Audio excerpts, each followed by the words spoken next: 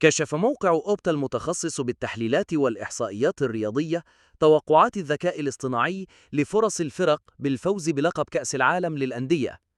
وقال الموقع أن الأرقام التي توصل إليها جاءت وفق توقعات الذكاء الاصطناعي وكمبيوتر قام بتحليل فرص كل فريق بالفوز بلقب مونديال الأندية.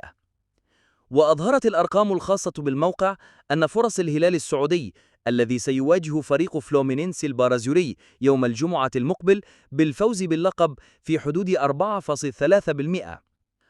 وبلغت فرصة تأهل الهلال إلى الدور قبل النهائي للبطولة نسبة 59.8%، والتأهل للمباراة النهائية 18.9%.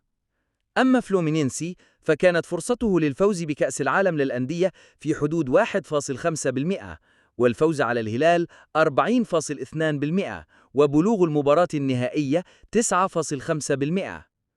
وبالنسبة لتشيلسي ففرصته للفوز باللقب جاءت بنسبة 26.8%، متقدما على باريس سان جيرمان الذي توقع الذكاء الاصطناعي أن فرصته لإحراز اللقب هي 24.9%.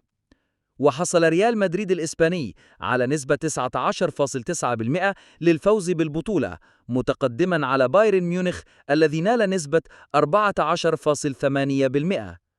وكانت فرصة بروسيا دورتموند الألماني للفوز بالكأس في حدود 7.6%، متقدما على بالميراز الذي توقع له الذكاء الاصطناعي بفرصة 3% فقط لإحراز لقب البطولة.